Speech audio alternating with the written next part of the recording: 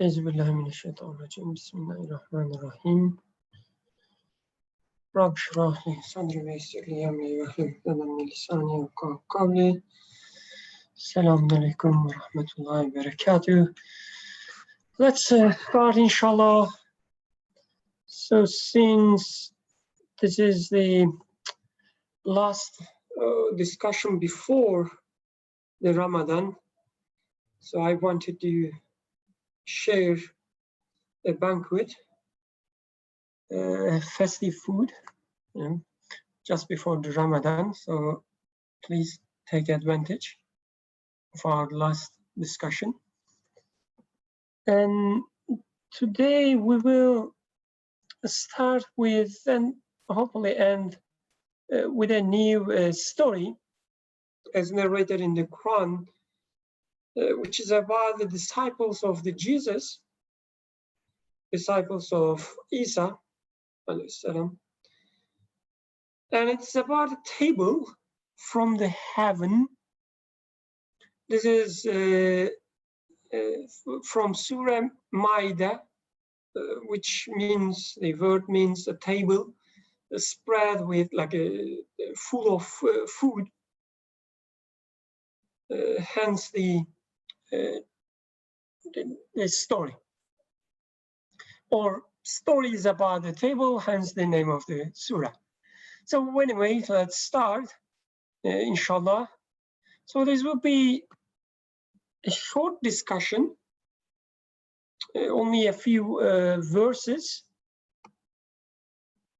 And let's start immediately so that it will be even shorter. So any volunteer to read the Arabic, like Aisha Nur maybe?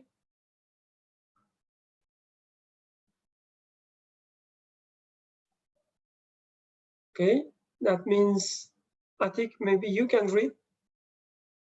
Sure.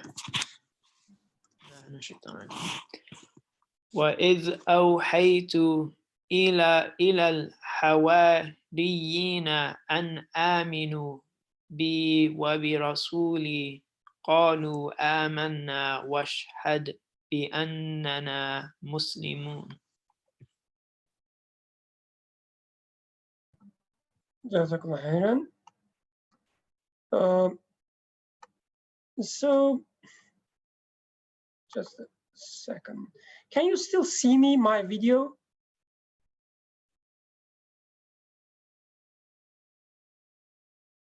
Okay, great. And when I inspired to the disciples,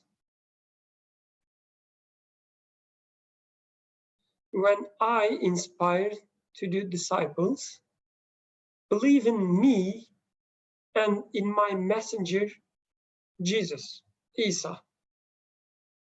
They said, we have believed, so bear witness that indeed we are Muslims, or we are in submission to Allah, Muslimin, coming from Taslim, being in submission, that indeed we are Muslims. Before going any deeper, any parts that attracts your attention in the first read?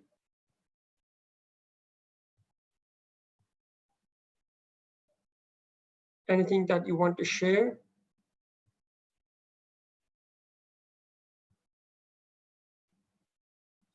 Okay, so let's start with the simple stuff. Simple meaning it's not related to our discussion, otherwise it's actually a pretty complicated matter.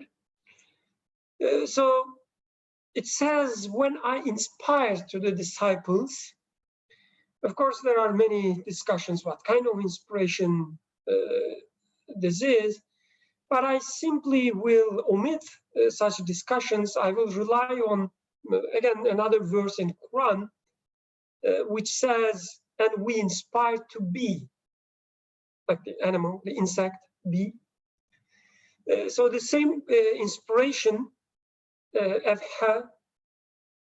is used there as well. So it means this word that inspiration or revelation is used in Quran in different contexts and different meanings. So we can simply, for the sake of our discussion, we can simply assume that this is like a similar kind of inspiration. So we don't have to get lost in discussions whether these disciples received a revelation or not. So we will again rely on Quran's own use in other verses and say that it was a simple inspiration. Inspirations as we, also receive from time to time. So when I inspire to the disciples, believe in me and in my messenger, Isa, Jesus. So as you would know, our usual style is reading these stories and narrations in a sense that it applies to our own life. So taking it as it's talking to me, as if I'm receiving the inspiration, as if I am commanded to believe in God and his messenger. And I'm answering, I'm responding as we have believed, I have believed, so bear witness that indeed I am a Muslim. So what does it mean? Why Quran is telling me about these? So one thing is, the God doesn't say just, believe in me, because that's enough, right? Like at the end goal is believing in God, doing what he's pleased, what he's not pleased, or not doing what he's not pleased, so on and so forth. So the end goal is God, believe in God. But why this believe in God is just, there's a fancy word for that. I cannot remember. I should have once used it. Anyway, like it puts together just next to each other. The belief in God is directly followed by believing messenger. So why do you think this is the case? We see similar, phrases related to other prophets as well. For instance, our beloved prophets, Prophet Muhammad sallallahu alaihi wasallam. We see similar uses. They believe in God, or love of God is directly followed by submission to messenger. If you love God, follow my messenger. So why do you think believe in God is directly followed by believing messenger? Any idea? What does it tell us?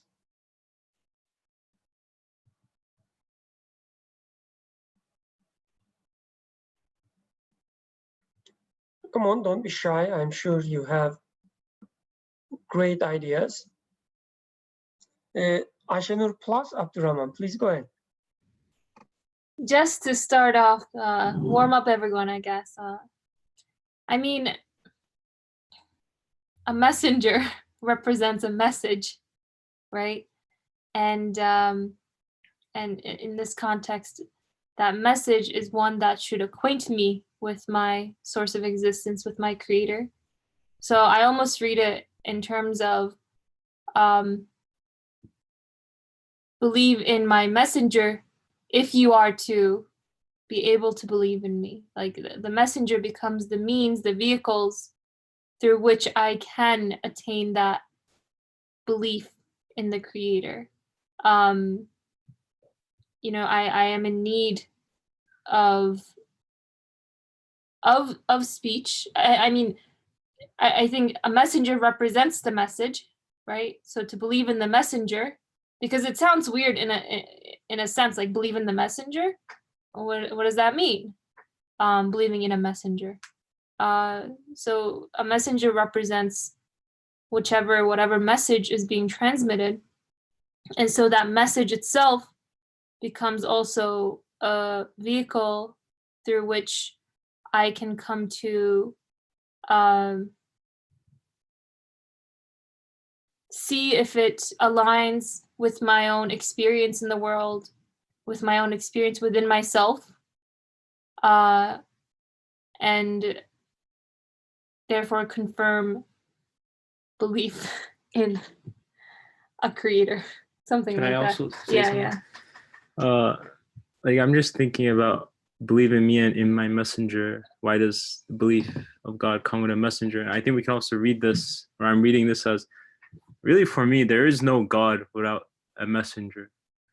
And yes, this is true for the messenger that comes as a human, as a prophet, but this is true for everything. There is no God when there is no messenger. Like if I am just living in a void where I'm not interacting with anything, I don't experience anything, I don't have a relationship with anything, then there is no God for me, because I'm just in a void, or I'm just mindlessly living.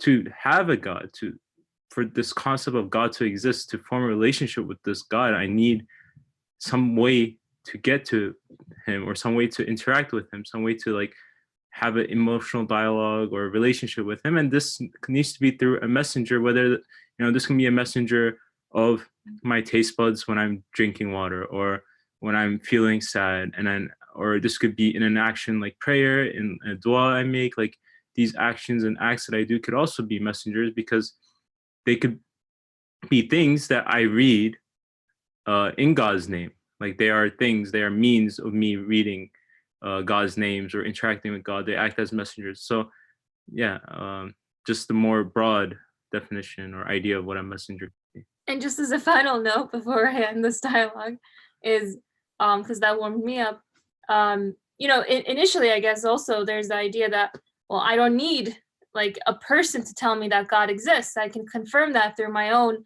interactions with the world. But any interaction in the world, any experience itself is a messenger. So as Abdurrahman was saying, it's impossible for me to really be acquainted with the source of anything if I'm not acquainted with the things themselves, and that process of acquaintanceship itself is a messenger.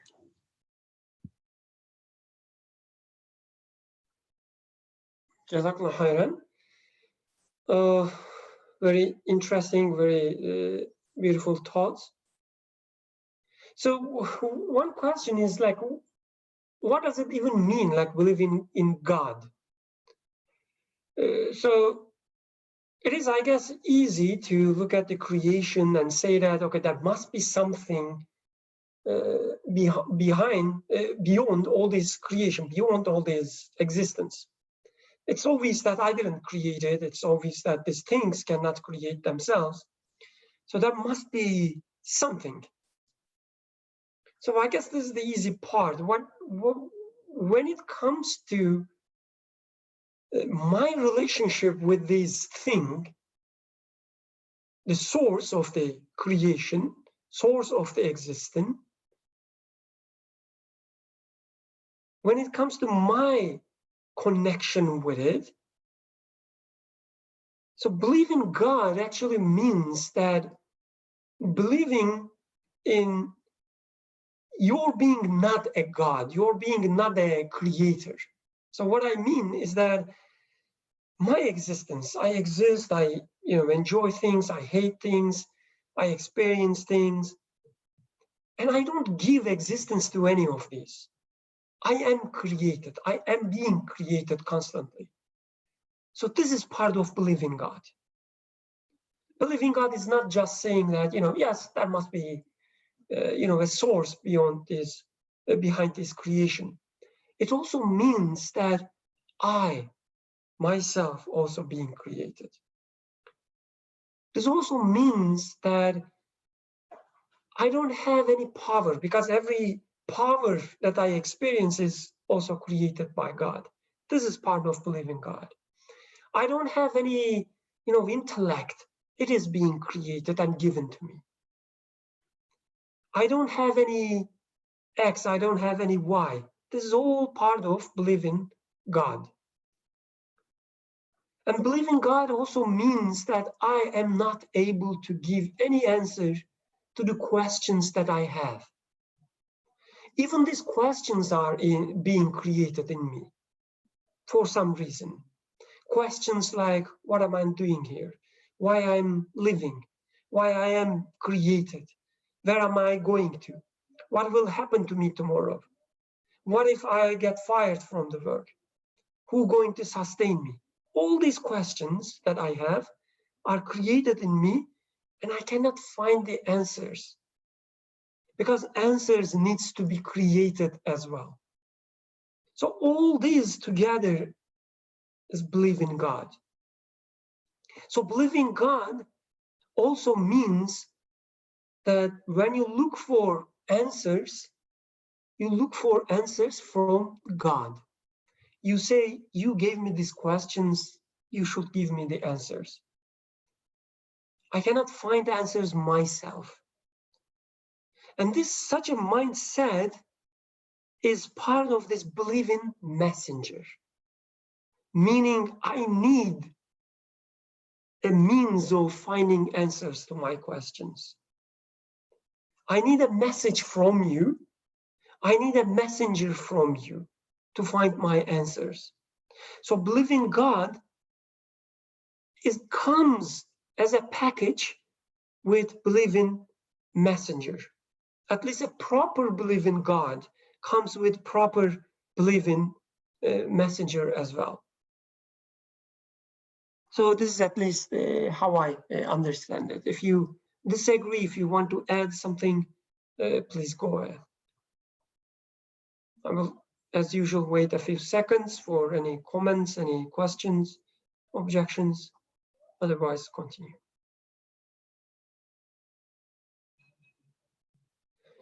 So another part which attracts my attention is that the disciple says, we have believed, and then we are Muslims. We believed and we submit. So belief and submission. So they should be together again, just like believing God, believing messenger. Belief and submission. Muslimin, you should be like among the believers, amanu, and also among those who submit, Muslimin. Belief and submission. Again, they need to be come together. What it means, like you can come up with a conclusion of anything, but whether you apply it to your life in practical life or not, it's another question, right? You may say, yes, drinking wine is forbidden, but you know what? I will drink regardless. You may say, yes, I don't create anything in my life, including myself, but I will live as if I create things, at least as if I create part of the things. So it's always possible that the belief and submission can be separated. But here we learn that to become a disciple, to become a follower of a messenger, in our case, if you want to be follower of the Muhammad sallallahu alaihi wasallam, which is part of or should be together with believing God, then you should believe, meaning look at the creation and come to the conclusion that there must be a creator. Come to this conclusion actively, search for it, and then also submit to it, meaning live according to your belief. Anything that you want to add, subtract? Yusuf, please go ahead. So I felt like there's also a parallelism between the command of believe to me and to my messenger, and then comes we believed, and then we submitted. I mean, you said it, I'll just maybe repeat part of it, but living with my conclusion, because belief is my conclusion, okay, then there must exist a creator. As you said, I am being given life, I am being given intellect, all these are being given to me, they do not belong to me. But to truly submit to this truth, although this might be my conclusion, it looks like the litmus test is happening when it is that I'm going to submit to this conclusion, which practically happens when I start following a messenger or when I encounter a messenger. And the messenger, Abdurrahman's way of understanding it is also an interesting way of taking it. But for simplicity now, I would like to take it as following a human messenger, like Muhammad والسلام, or Jesus, Isa والسلام, taking him as a messenger, because there seems to be, I mean, it is very possible, and I also feel it personally, that I might start having some sort of a feeling of competition. Why shall I sit in front of this person? What is special about that person? Or any person in this regard. So I am at least equally smart, or maybe more, I can think as such. And then reject to submit to the fact that I am being given any of the qualities that I seem to have, and just challenge any sort of messenger. I mean, in my life, it might not be, I might not be challenging Messenger Muhammad, since he is beyond centuries to me, but I might be challenging somebody else who appears to be the representative of messenger to me. And I am not saying that, I'm not stopping my ego war, and I am saying that, no, I understand better. So just to say that I'm going to have this competition. So I guess what I am trying to say is submitting means to releasing this feeling of competition, because competition means I understand better, I do better, and I don't need the explanation of that other person being the messenger. So, but if I say that, yes, he is my creator gives all these things to me, then to the extent that I submit to this conclusion, then I will say that, okay, if he wants me to follow that person, let me see what that person is going to say.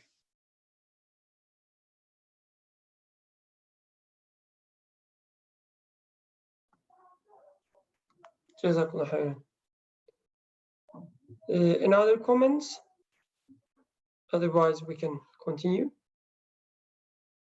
There's also one part, the word shahada is used here, right? So bear witness, washhad.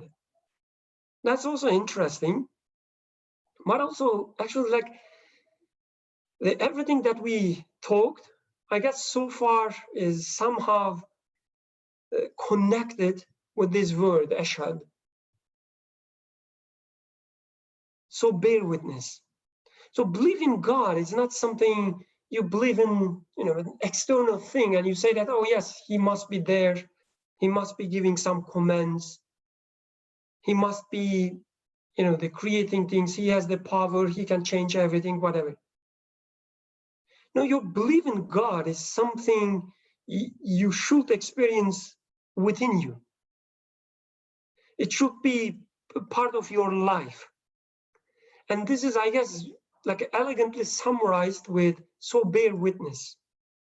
Meaning we want to be in his presence.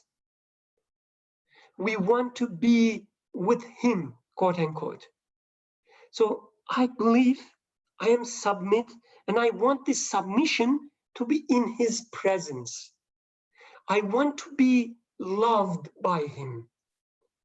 I want to love him, I want to be loved by him. So these two-way, they experience two-way relationship with me and my God, my Rabb, my sustainer. It's not something external. I want to be witnessed by him. Naz Hassan, I saw your hand. If you like to speak, please go. Assalamu alaikum. Yeah, I was just gonna say that the word washhad and shahada in general, I always like to think of it as like you know, when you bring a witness to like a court case, so the witness is willing to put his own safety in the line to like say what he saw. So because he's so convinced that, you know, what he saw is true, that he's willing to put his safety and be inconvenienced by giving witness, basically. So I think I guess it's the similar feeling with iman as well, that the conviction is true, that that you're willing to put things on the line for that belief. So that's just how I think of the word washhad. That's all I had.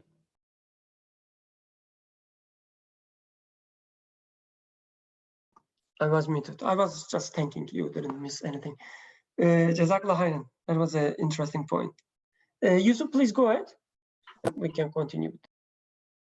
And also, there seems to be when the in this verse, the disciples, when they say, "Oh God, bear witness to us," as if there's an interaction happening in here.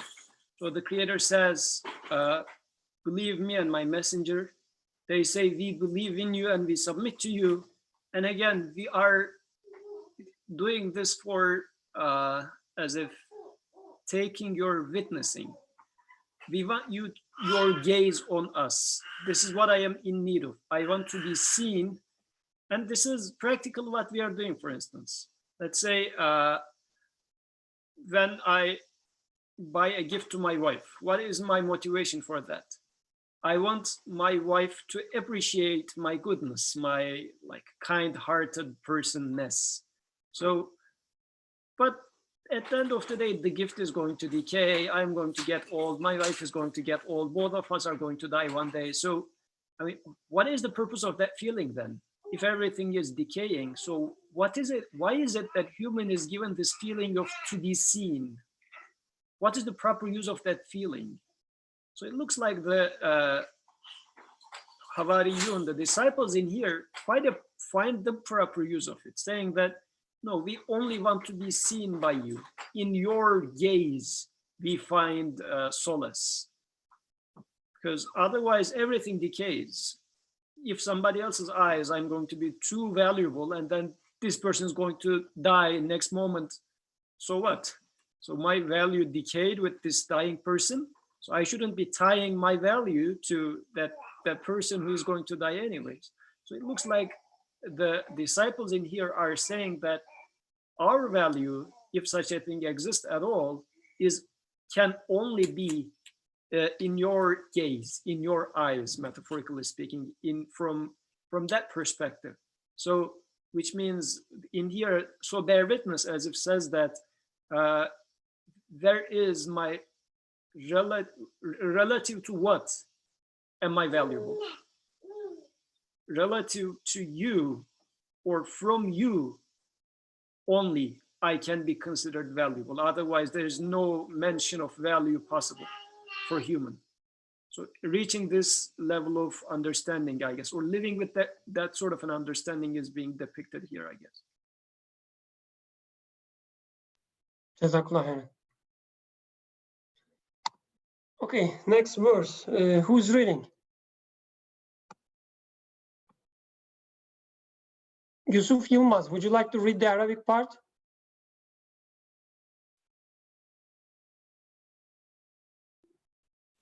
Okay, no answer. Yusuf, go ahead, please, then, without Yilmaz, just Yusuf. إذ قال الحواريون يا عيسى ابن مريم هل يستطيع ربك أن ينزل علينا مائدة من السماء قال اتقوا الله إن كنتم مؤمنين.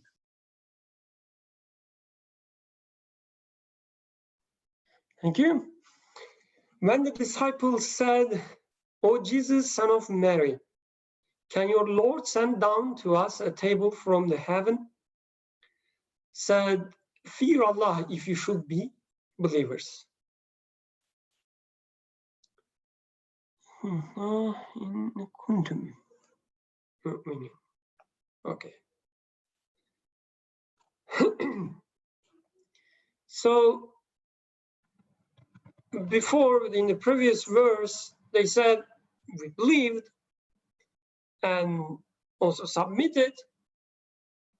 We are among submitters, those who submit. And now they're asking, can your Lord send down to us a table from the heaven? The table, Maide, or what is the exact form here? Maide, yeah, Maide. It's a table, but when it is full of food, or at least there's a potential for the food. Otherwise, if it's just a table, another word is used. But there's a the food served on the table. It doesn't even have to be table. It can be like something you put on the floor. But there's a food, and the food is eaten, and then like it's feeling, emptying. This motion, the back and forth motion makes it maide. So it needs to be, the food needs to be eaten there, right? There should be motion. The word maide, it's just, when it is used as a verb, is like to be shaken on being in a motion. It's also used for instance, the battleground or a place for horse race. So that needs to be motion, okay? So that's an interesting word. So they want a table full of food from the heaven. So we can, of course, read this verse as they wanted food coming from the skies. So as a, the means of miracle to make their, let's say, belief stronger. I guess it would be a possible reading. It would be a correct reading according to at least some scholars. But when we try to apply it to our own life, so we usually, I'm not sure about you guys, so I don't want to, exclude anyone, but at least for me, I usually do not interact with, or I don't experience food coming from skies.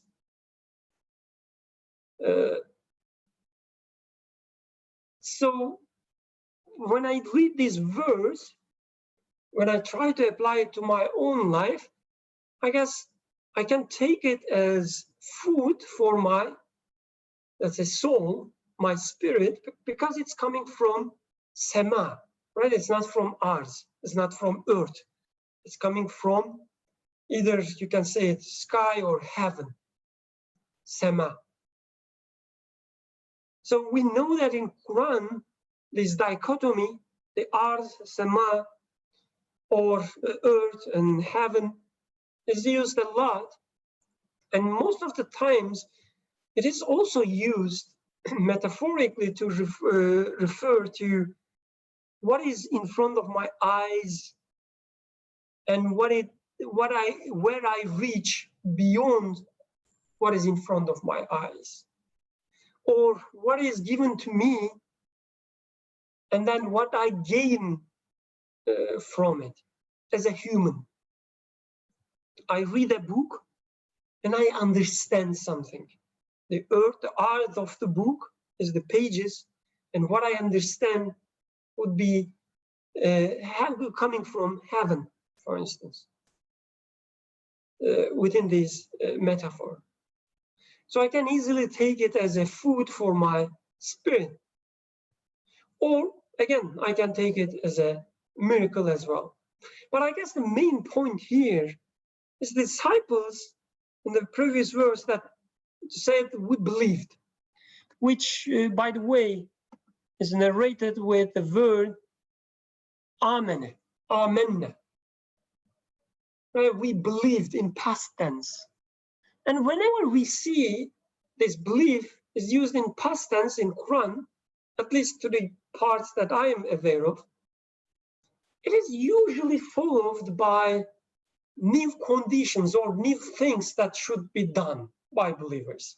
It's as if Quran telling me that you said you believed, but belief is not one-time thing. It's not something you attain and it's done. You claim to believe, or let's put it in a more positive way, you started your journey to believe. Yes, that's true, but there's a long journey in front of you. Belief is a process. Belief is a goal that you hopefully attain when your life ends. It's your goal. It's not one-time thing. It's not something that you attain and you are done. Again, here we see that the disciple says, okay, we started our journey of belief and we want to continue. We want to go further. We want to take further steps. So our messenger show us a miracle so that we continue our journey, so that we start benefiting even more. Or, oh messenger, give us a message from heaven. Give us something that we can eat, that we can devour? Anyway, that we can benefit, that will be food for our soul. Give us something, ask for us something, so that by eating it, by enjoying it, by experiencing it, we get stronger in our belief. We continue our journey in belief.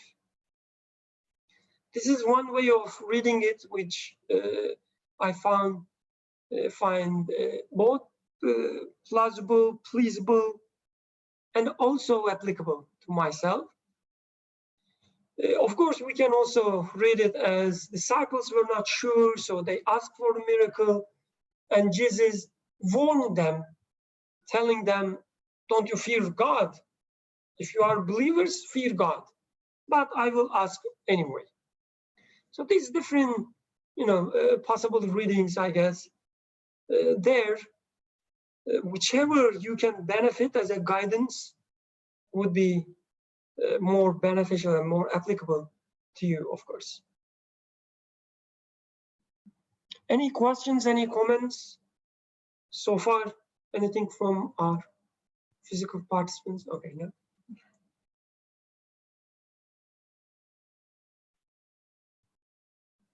Okay. Let's continue. Let's not waste time asking the people who are not volunteering today. They are all shy. So Yusuf, would you like to read it for us, please? The Arabic part, please. Before I read, can I make a comment about the previous slide? Sure, of course. So if you can go back to the previous one. So it also reminds me that as if now their prophet is saying that what you are asking seems to be contradictory to what you are claiming. Because you said you were believing in, now you are saying that as if challenging the creator, or like, again, what is the tone of asking this question? Is it like questioning or challenging? So this maybe needs to be clarified, and this is why the messenger is saying that. So if you are a believer, then you should have been God conscious. So your belief should have brought you consciousness of the creator. I mean, lack of consciousness of creator, what sort of a belief is that? And also, but there seems to be a maybe tiny detail in the verse which says the disciples are saying that your creator. ask your creator to send us a table or like food from the heavens. So they're not saying that ask our Lord to bring us a table. It might also be that still they're not that much convinced about the messenger part of it, because they think like they're convinced about their creator, but maybe they're not convinced about their messenger and saying that, well, how about your creator? So is your creator able to send us those heavenly food, which is going to please our heart and spirit? So I guess it can be taken in both ways, because we tend to have this when the messenger comes to us. How can I be sure that you are a messenger? Yeah, you can show a miracle. This is one way. But the other one is you're supposed to satisfy the needs of my heart and soul. So let me see what is being given to you as the heavenly sustenance. If it's going to satisfy me, then I'm going to believe more firmly and confirm more firmly that you are the messenger of the creator. So this might be another one. So now I can read the verse for you.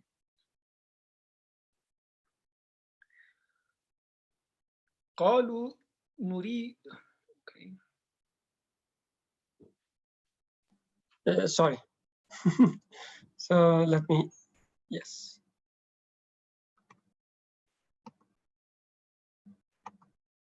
Okay. قالوا نريد أن نأكل منها وتطمئن قلوبنا ونعلم أن قد صدقتنا ونكون عليها من الشاهدين.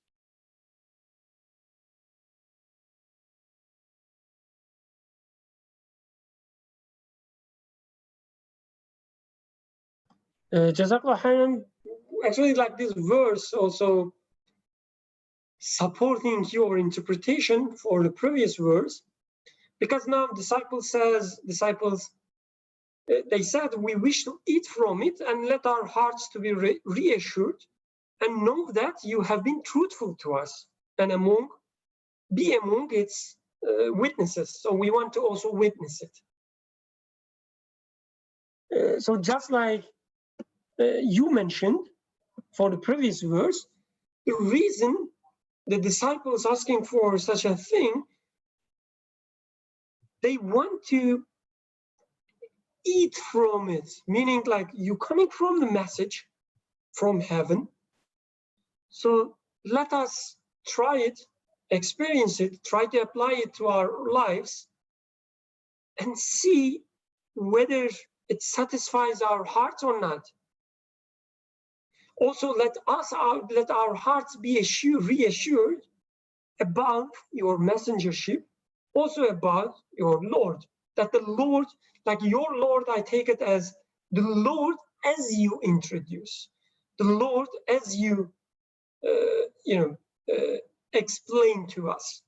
So we have an idea, notion of Lord already. Like I'm looking at the creation, I'm saying that there must be someone who creates all things, and a messenger comes and tells me, Birkan, do you know what, like this notion of, the huwa, as mentioned in the Qur'an, the huwa, the he, the mention of he, or mention of the notion of he, notion of Lord, the creator, is such, as such, starts explaining me through the message.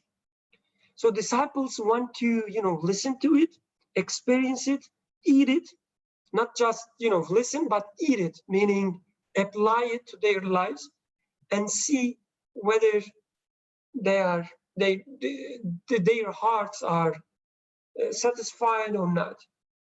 And also they want to know that the messenger is rightful. Whatever he says is true.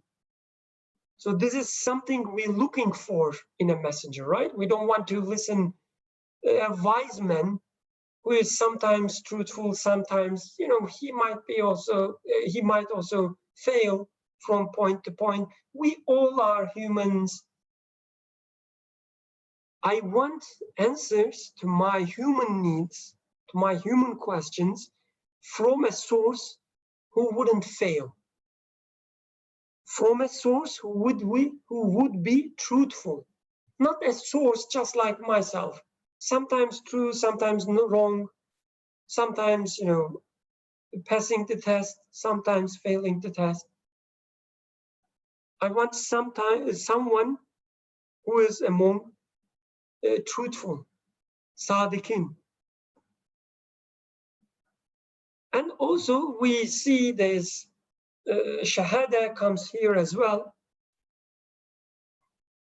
Shahidin, right? Minal shahidin, we want to be among those who witness. So in the previous verse, we talked about that we want to be witnessed. We want to be seen by the Lord. We want to be his presence, but at the same time, we want to see ourselves. So it is a two-way relationship. We want to experience his presence, and we want to be in his presence. My value comes from him, and I want to value everything around me through him. I love my friends as a means of my love of my God, my Lord. And also I want to be loved by my Lord. Want to be witnessed and also want to witness. Any comments, any questions, objections?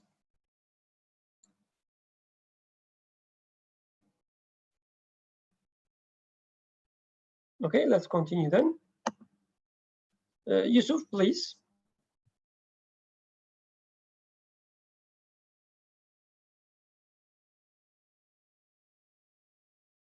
I assume Yusuf is not available. قال عيسى ابن مريم اللهم ربنا أنزل علينا مائدة من السماء تكون لنا عيدا لأولنا وآخرنا وآية منك وارزقنا وأنت خير الرازقين. Oh, if you don't mind, do you mind reading it from beginning to end once more? Because there was some interruptions because of me. قال عيسى ابن مريم اللهم ربنا أنزل علينا مائدة من السماء تكون لنا عيدا لأولنا وآخرنا وآية منك وارزقنا وأنت خير الرازقين.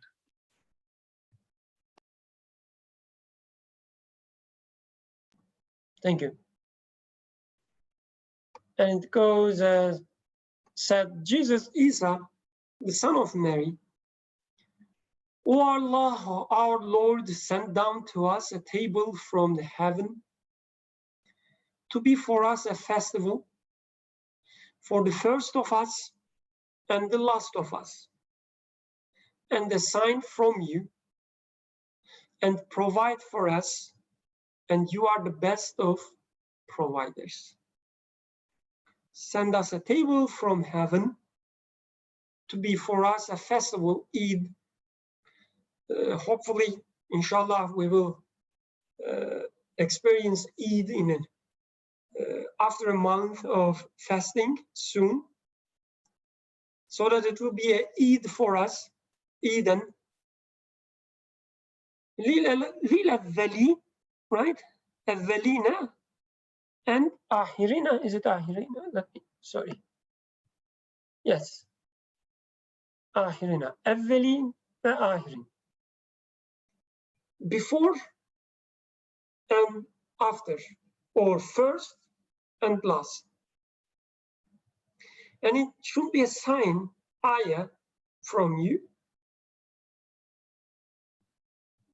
And provide us, sustain us, right?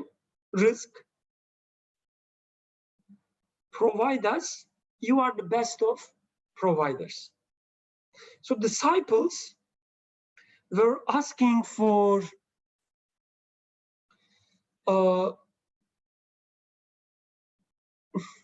advancement or improvement, or let's say continuing their journey of belief, and this is where they reached. at least so far, that you are the best of providers. وَأَنْتَ خَيْرُ الرَّازِقِينَ. You are the best of the providers. So through this, supplication, or through their request, this is where they end up. So it seems it's working. We have questions. We want to be sure about our questions. We turn our messenger. We ask for answers. How we do that in practice? We open Qur'an, start reading, trying to find the answers to our questions. Or we read Sirah of our Prophet. We read some narrations from our Prophet. Or we study some scholars who studied the teachings of the Prophet. Somehow, it would depend how we do it. It would depend your personal takes. It will change from one person to another person. But once you enter the road, once you start your journey of trying to find answers, don't just keep them to yourself. Like, I have some doubts, I have some questions, I don't know, what to do, and just live with them. But the verses here that we studied says, no, ask your messenger. Ask your messenger for food from heaven, so that it will satisfy your heart, so that you will learn that your Lord is the best of the providers. And it's also interesting when we ask our question to messenger, when we try to get satisfaction or try to get answers to our questions through his message, the way he provides us the answers, the way he provides us satisfaction, it's not like any wise man. He says, okay, this is coming from heaven. One thing, it's not from me. A table from heaven. It's for good news, just like, it's always said in Qur'an. It's a bushra, it's a bashir for, glad tidings. Whatever you are receiving, it's for you so that you enjoy. For us, a festival. Even when message talks about punishment, hellfire, somehow it's a good news. It's a festival for you, for your soul. And it's not just, try to, what is the phrase used in English? Like, you're not trying to save the phenomenon, or you're not trying to save the moment. Sometimes you have questions and you get some answers from, a textbook, from a wise man or woman, but they usually try to save the moment. Or from a psychologist, psychiatrist. But the message comes from the Prophet. Mariam, is it on purpose that you turn on your mic? If so, please go ahead. Okay, I guess it was Zainab who did. But anyway, if you like to say something, please don't hesitate. You can interrupt anytime. So it's not just for the moment, it's for Awwalin or also Akhirin. So the message will benefit, satisfy my past worries, regrets, and also my fears about future as well. This is the festival for me, right? As a human, I'm not just concerned about the moment. Just give me some food. If it is a good kebab, I will eat it and I'm done. This is not me. I have my past regrets. I have my future fears, which usually occupies more of my time. And I want this message, I want this food to feed my past and future as well.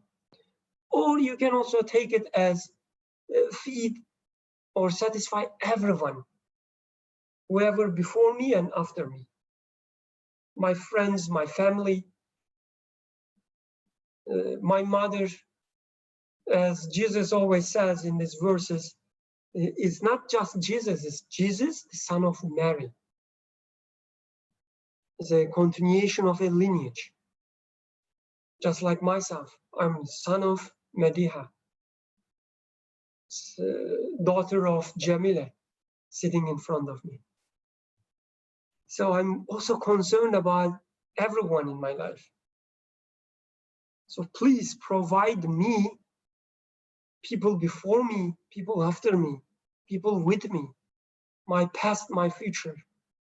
And also this message, whatever the solution, whatever the food I receive, it's a sign from my Lord. It's not, my invention. It's not that, I taught, several days, and because I'm a wise man, okay, I come up with this solution. It's a sign from my Lord. Before we finish with the last verse, any comments from our online or on-site participants?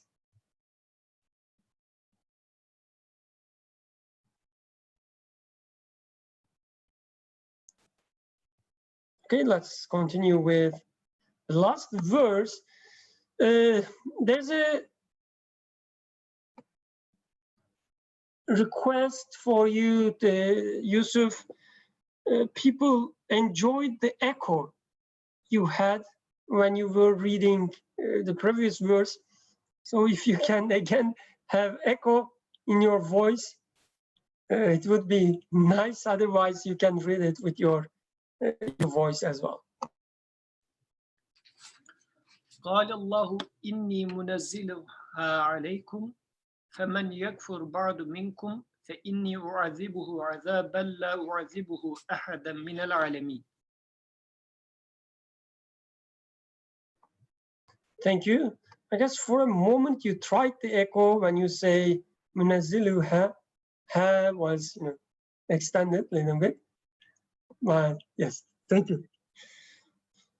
And Allah said, indeed, I send it down to you, but whoever disbelieves afterwards from among you, then indeed I will punish him, with a punishment by which I have not punished anyone among the worlds.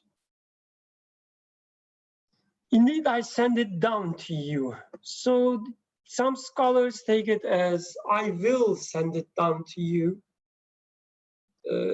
Definitely they know more than me, so without discarding such a use as well.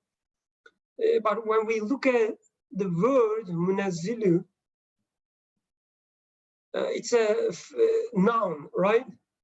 It's I am the sender. I am a sender of it. As if saying that I always send it down. I already sent it down to you. I've been sending down to you, and I will continue sending down because it's something inherent to me. I am your Lord, meaning I am your provider. I am your sender of the food. So you are asking for the food, great. You came to the right source because I'm your provider, I'm your sender. Indeed, I send it down to you, but whoever disbelieves afterwards from among you, then I will punish. So, what do you think? I was talking about good news, punishment, and then here comes punishment. Any ideas?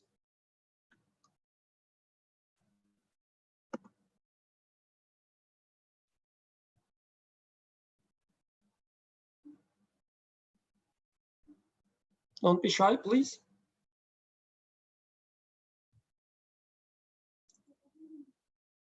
Okay. So whoever disbelieves afterwards, so you asking for your journey, or like you want to stay in your journey in belief, you want to get improved and improve in terms of your belief, you want to attain belief as a goal. And how you do that? You turn your messenger, ask for it, you eat from it, you eat from what is sustained, what is provided to you. You experience it, you see that it satisfies your heart. You know, now you know, you came to the conclusion is whatever out there is not from you, it's given to you. Everything you enjoy, every pleasure you have, every food you eat in this metaphor is from him. So do not attribute anything to itself, or like the things itself, or to yourself. And if you do that, you will not have the pleasures that you experience now. It will taken away from you. Why? Because you cut the connection between the source and the pleasure you have. It will cause you nothing but a punishment or a torture. The word azab is used, right? Here. Yes, azabin, 3 times. I will give you azab with azab in a way that I never give azab. So the word azab is an interesting word. We've been studying this with a few friends for several weeks for now. Inshallah, we will continue studying it. So I don't want to, give everything we discussed so far. I don't want to spoil our possible presentation during our incoming Memorial Day retreat. So this also, you can take it as a call for the retreat. So inshallah, if we can, we will discuss the word azab in details there. But for now, I can just say that this word azab has different meanings. All are used in Qur'an. One meaning is sweetness, the pleasure that we gain when we eat things or when we enjoy things. It also means torture, punishment. It also means taking away something out of something or hinder. So in our journey of belief, when we start attributing things to sources other than the real source, they will not survive, right? I will try to attribute the pleasure I eat, gain from the food I eat from my wife or my mother-in-law. She is cooking nowadays. And then she will go away. She will leave us to Turkey. Hopefully, if we can find planes, a means of travel. But anyway, she's not permanent, of course. She will go away. What will happen then? I will start remembering these old days. Oh, she was here preparing great foods. Now I end up with, that was a bad example because I end up with my wife. Okay, let's change the example. So the foods are not there anymore, these beautiful foods. So whatever I eat afterwards, it causes me what? Punishment. Because the source is taken away. There's a hindrance between, the pleasure that I want and the source of this pleasure. So what is left for me is punishment. It goes with everything.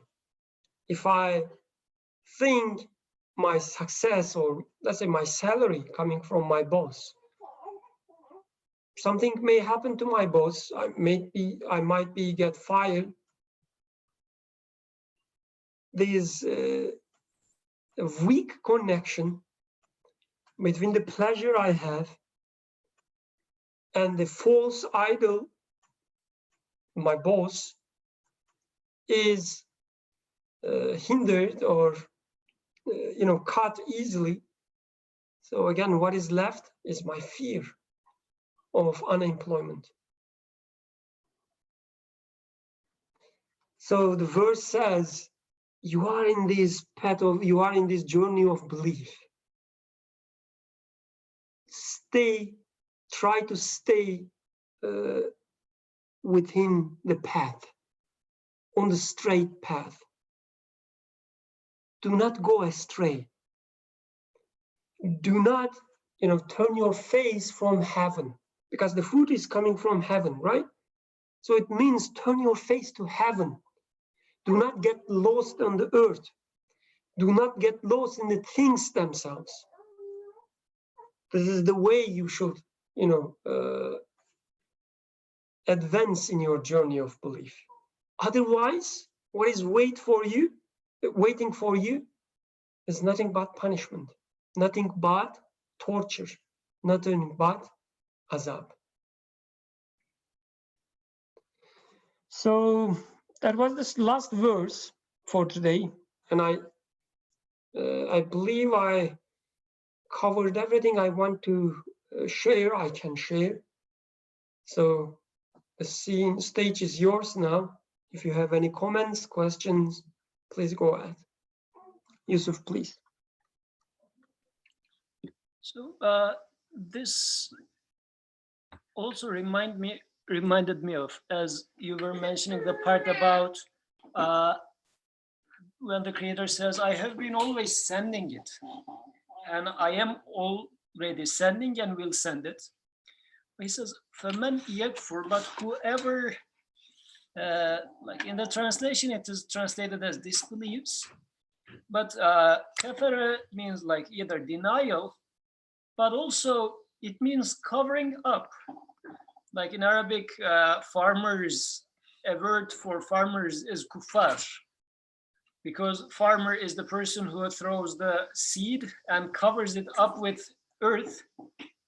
So, and in here, as if the Creator says, everything in this existence is actually a table laden in front of you, but it is from the skies.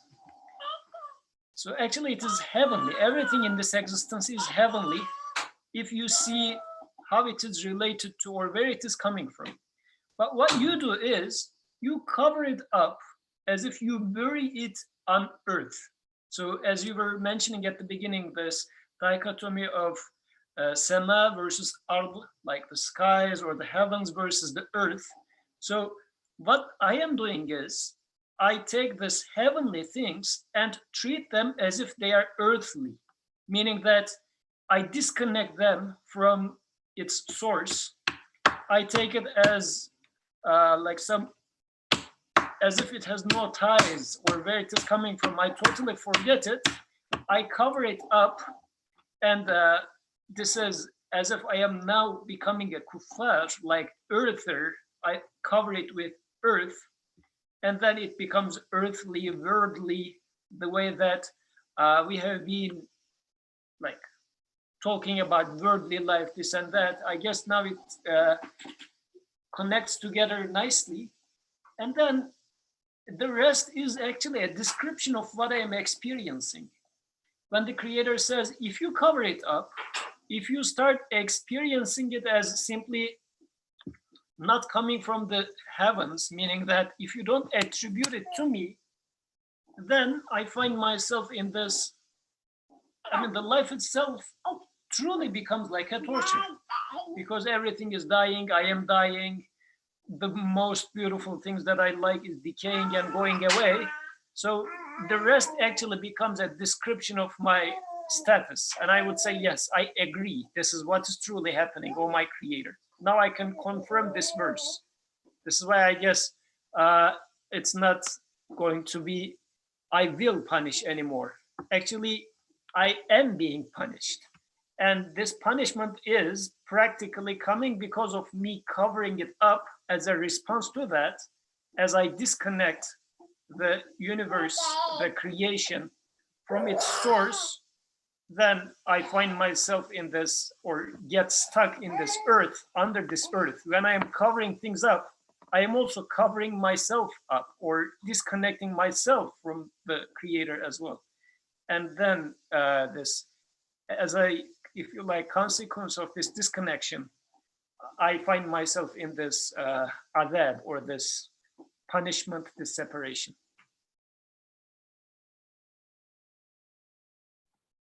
Jazakallah khairan, very good point. And when we read the verse in that way, the way you describe, even such a verse and such a mention of punishment becomes a good news for me, because it becomes a guidance for me. Because in this life, what I experience most of the time is torture, right? I feel as if I'm punished for something. My life is full of dissatisfactions. And this verse gives me a recipe.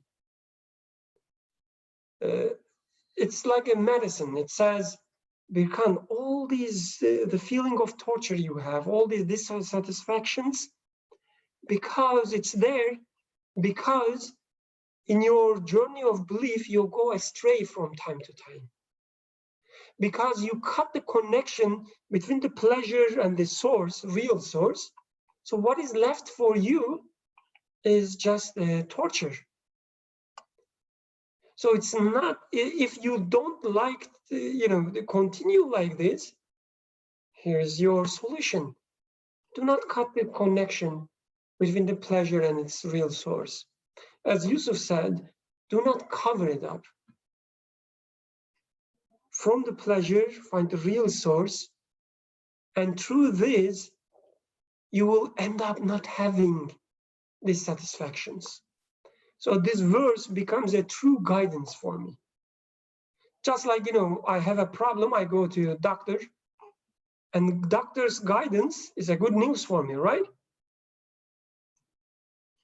He says, oh, Birkan, you have this back pain because X, Y, Z. And I say, Alhamdulillah, now I know the reason, so I will try to, find a solution for it. I will try to find a cure for it. So Alhamdulillah, anyone else has any other concluding remarks, any comments?